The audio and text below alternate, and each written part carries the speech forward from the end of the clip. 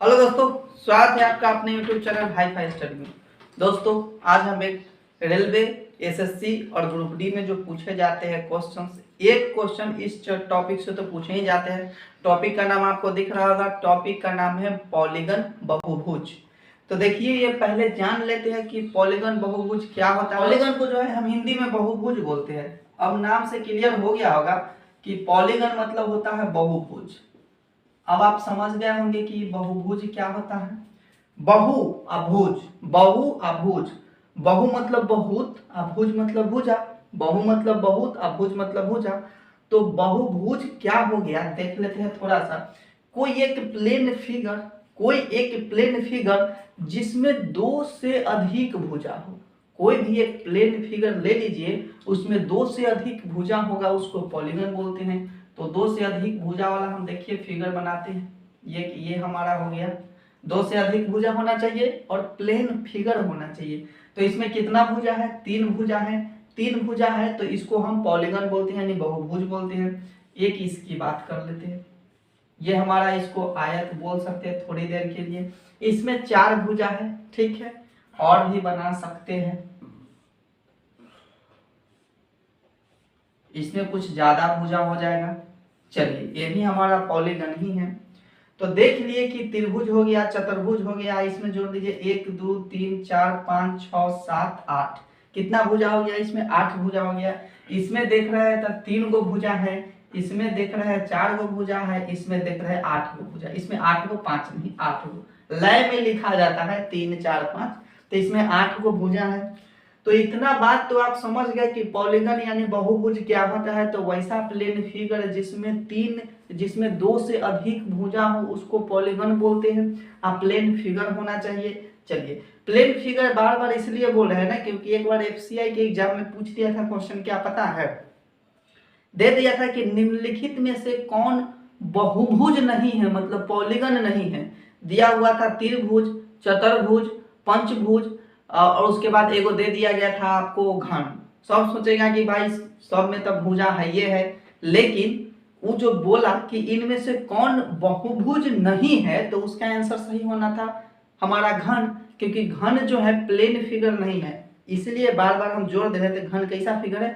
तो घन जो है वो हमारा सॉलिड फिगर होता है। तो सॉलिड फिगर को हम बहुभुज नहीं बोलते हैं, चाहे उसमें कितना भी भुजा हो, मतलब नहीं है। प्लेन फिगर है तो उसको बहुभुज बोलते हैं। चलिए, इतना बात समझ गए कि बहुभुज क्या होता है, बहुभुज से किस तरह के क्वेश्चन पूछे जाते हैं। अब इतना बात के बाद थोड़ा सा आगे बढ़ जाते हैं।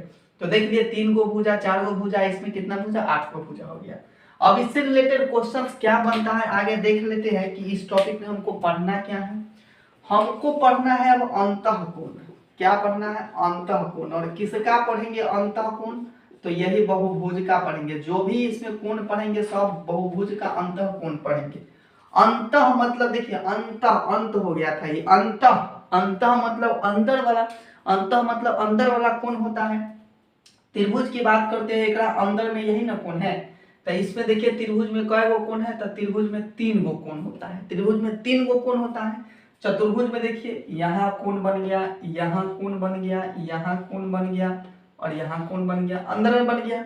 इसको भी बोल देंगे अंतःकोण। यहाँ देख लेते हैं, पहले भी देखिए कोण अंदर में बन रहा है तो उसको हम अंतःकोण बोल देते हैं। चलिए, इतना बात समझ गए। तो ये अंतःकोण हो गया। एक और थोड़ा सा आपको हम बता देते हैं, क्या वो देख लेते हैं। यहाँ पर ये कि ये सीधा स्ट्रेट लाइन है, इस स्ट्रेट लाइन पर ये कोण बन गया। तो ये झुकाव की तरफ जो कोण बन गया है, इसको भी यहाँ बोल देंगे अंतःकोण ही बोल देंगे। क्या बोल देंगे? इसको भी अंतःकोण ही बोल देंगे। तो अब देख लेते हैं एक चीज कि अंतःकोण जो है त्रिभुज में कई गो बनता है। तो देखिए त्रिभुज में 1 2 3 गो बनता है। चतुर्भुज में कई गो बनता है? 4 गो बनता है। ये अष्टभुज 8 गो भुजा होगा, उसको अष्टभुज बोलते हैं, ठीक है। यानी कह सकते हैं ऑक्टागोन, इंग्लिश में ऑक्टागोन बोलते हैं। तो त्रिभुज 3 गो भुजा तो 3 गो कोण हो गया। चतुर्भुज में 4 गो भुजा तो 4 गो कोण हो गया। पंचभुज रहेगा तो 5 गो भुजा तो 5 गो कोण बनेगा। तो इतना तो बात समझ लिए कि जैसा नाम है वैसा कोण बन जाएगा। 5 गो भुजा देगा 5 गो कोण बनेगा, 6 गो भुजा देगा 6 गो कोण बनेगा। इतना बात समझ गया। चलिए, तो अंतःकोण पूछ लिया जाता है कि अंतःकोण का योग कितना होता है। फॉर्मूला बनता है कि अंतःकोण का योग अंतः कोण का योग का क्या फॉर्मूला होता है? तो फॉर्मूला आप याद कर लीजिएगा। ये फॉर्मूला बना कहाँ से है आपको हम बताएंगे, कभी अगले वीडियो में बताएंगे। तो ये जो होता है फॉर्मूला n-2 गुना का 180 डिग्री। अगर आपसे पूछ दे, कोई फिगर दे दे, वो पॉलीगन का फिगर होगा, त्रिभुज दे दे, चतुर्भुज दे दे, पंचभुज दे दे, 10 भुज दे दे, 20 भुज दे दे, जितना भुज पूछ दे देगा वो n का वैल्यू हो जाता है, वो n का वैल्यू हो जाता है। जैसे कहेगा कि त्रिभुज दे देगा, तो हम लोग जानते हैं कि त्रिभुज के तीनों कोण होता है, यानी अंदर वाला कोण की बात करते हैं तो त्रिभुज के तीनों कोणों का जोड़ कितना होता है? 180 डिग्री होता है। तो हम कहना यह चाह रहे हैं कि इस फार्मूला से हम निकाल के देखते हैं कि अंतः कोणों का योग 180 डिग्री आता है कि नहीं आता है। तो जरा निकाल के देखते हैं हम। इन जो होता है भुजाओं की संख्या होता है।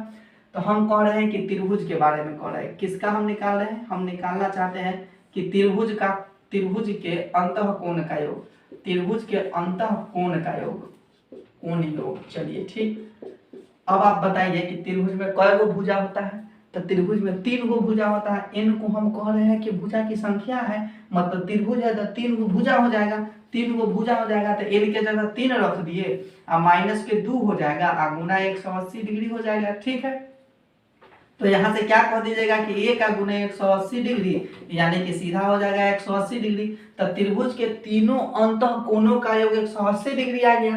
तो चतुर्भुज के कितना हो जाएगा भाई?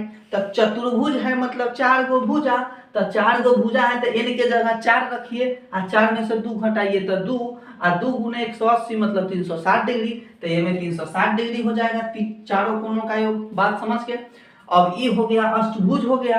अष्टभुज मतलब 8 गो भुजा, 8 गो भुजा मतलब इनके जगह 8 रखिए, 8 में से 2 घटाइए 6 हो गया, और 6 में 18 से गुना कर दिया, 18 से 78 से 280, यानी इसका सभी अंतः कोणों का योगफल कितना हो गया? 280 डिग्री।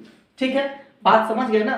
चलिए, इतना बात तो आप समझ गए। और क्या कह सकता है? सो देखिए, अंतः कोणों का मान, अंतः कोणों का मान पूछ देगा। जैसे कि कह देगा कि कोई फिगर है और वो फिगर में अगर 5 गो भुजा है, फिगर में 5 गो भुजा है, आप पूछ लेगा आपसे कि बताइए ये जो पंचभुज है इसके प्रत्येक कोणों का मान क्या होगा। अभी तक निकाल लिए सारा कोण का योग, आप पूछ देगा आपकी कि वो फिगरवा में सारा कोण का अलग अलग मान बता दीजिए।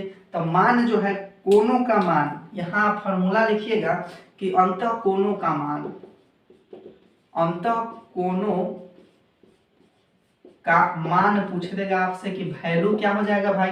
तो कुछ नहीं करना है, n-2 हुआ ना, गुना 180 हुआ ना, आप बटा में आप n कर दीजिएगा। क्या कर दीजिएगा? बटा में n कर दीजिएगा। मतलब जिस फिगर के बारे में बोलेगा उस फिगर में जितना भुजा होगा उसके संख्या से भाग दे देंगे उस सबके कोण में। जैसे एग्जाम्पल के थ्रू देख लिए कि इसी की बात करते हैं, 360 डिग्री मतलब चतुर्भुज में 4 गो भुजा होता है, चतुर्भुज के चारों कोण का योग 360 डिग्री होता है। हमसे पूछेगा कि प्रत्येक कोण का मान बताइए कितना हो जाएगा। तो क्या करते हैं, योग का फॉर्मूला है कि नहीं है, n-2 गुना 180 डिग्री, यानी योग हो गया ना। चतुर्भुज है ना, चतुर्भुज है यानी 4 गो भुजा वाला है। तो क्या करना है, n के जगह तो 4 होगा, तो ऊपर में देखिए n के जगह 4 रख देंगे हम, तो 4 में से 2 घट जाएगा तो कितना हो जाएगा? 4 में से 2 घटा देंगे तो 2 हो जाएगा। तो लिख देंगे 2 और गुना के 180 डिग्री। अब भाग कितना से देना है? तो n के जगह 4 में है, हम चतुर्भुज की बात करते हैं, तो n के जगह 4 रख देंगे, 2 से 2 कर जाएगा, ये कितना बार में 90। यानी कह सकते हैं कि अंतः कोणों का जो मान हम निकालेंगे, अंतः कोणों का मान निकालेंगे n-2 गुने 180 डिग्री से। बात समझ में आ गई? अब इसकी बात करते हैं, अष्टभुज की बात करते हैं। तो हमको निकालना है अंतः कोण का मान, प्रत्येक अंतः कोणों का मान किसमें? अष्टभुज में निकालना है। तो जैसे ही हमको कोण का मान निकालना है तो हमको n आना पता होना चाहिए, यानी n है कितना। तो अष्टभुज बोल दिया था, n के वैल्यू 8 हो जाएगा, 8 को भुजा हो जाएगा।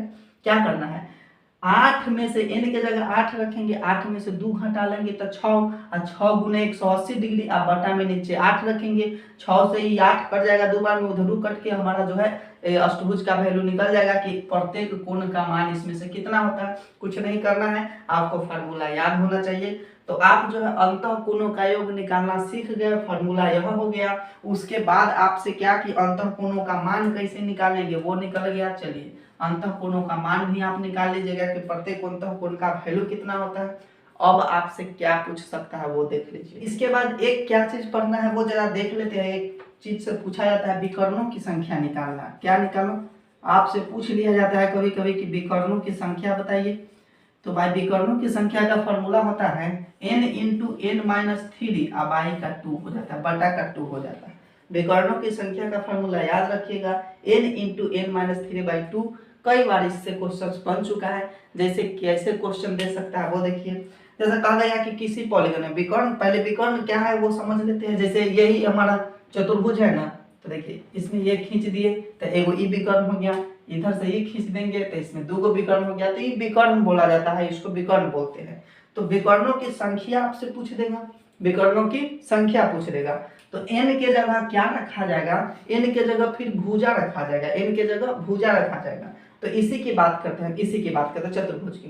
तो चतुर्भुज में बताइए कई गो विकर्ण होता है, 2 गो विकर्ण होता है ना। n के जगह हम भुजा की बात करते हैं, तो चतुर्भुज में तो 4 गो भुजा होता है, n के जगह 4 रखेंगे और 4 में से 3 को घटा लेंगे तो 1 बचेगा। ऐसे देखिए फॉर्मूला पर बैठा देते हैं, n के जगह 4 रखेंगे और 4 में से 3 घट जाएगा तो गुना का 1 बच जाएगा, नीचे का 2 हो जाएगा, 2 से ही 2 बार में कट जाएगा, यानी क्या कह देंगे हम, ये हो जाएगा हमारा 2। यानी कि विकर्णों की संख्या निकालना होता है, हम फार्मूला लगाते हैं n into N minus three by 2।